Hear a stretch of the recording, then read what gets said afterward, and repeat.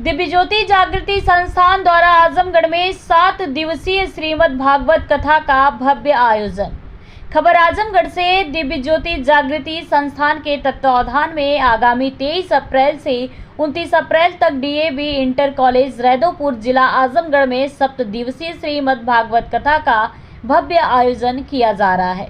कथा का समय प्रतिदिन सायं 6 बजे से रात्रि 10 बजे तक रहेगा। दिव्य गुरु श्री आशुतोष महाराज जी की साध्वी शिष्या भागवत भास्कर भागवताचार्य साध्वी सुश्री भाग्यश्री भारती जी इस कथा में व्यासपीठ को सुशोभित करेंगी और श्रद्धालुओं को श्रीमद् भागवत कथा का रसपान कराएंगी। कार्यक्रम की शुरुआत 23 अप्रैल को एक भव्य मंगल कलश यात्रा के साथ होगी।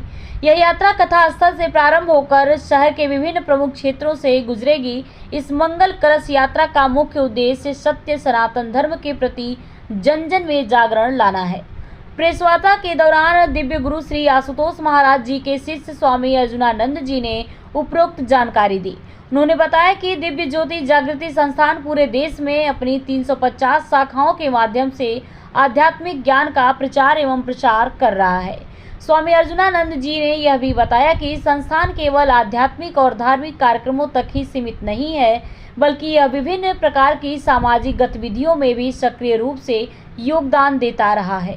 अभावग्रस्त बच्चों को निःशुल्क शिक्षा प्रदान करना जैसे महत्वपूर्ण कार्य संस्थान द्वारा समाज के लाभ के लिए किए जाते रहे हैं। उन्होंने दिव्य गुरु श्री आशुतोष महाराज जी के आध्यात्मिक मार्गदर्शन पर प्रकाश डालते हुए कहा कि वे न केवल ईश्वर के बारे में बताते हैं, बल्कि शास्त्रानुसार दिव्य नेत्र के माध्यम से उस परमात्मा का प्रत्यक्ष दर्शन भी करवाते हैं। दिव्य ज्योति जागृति संस्थान द्वारा आयोजित यह 7 दिवसीय श्रीमद् भागवत कथा सुनिश्चित रूप से आजमगढ़ और आसपास के क्षेत्रों के श्रद्धालुओं के लिए एक आध्यात्मिक और ज्ञानवर्धक अनुभव साबित होगी। आयोजकों ने सभी धर्म प्रेमियों को इस भव्य आयोजन में सादर आमंत्रित किया है।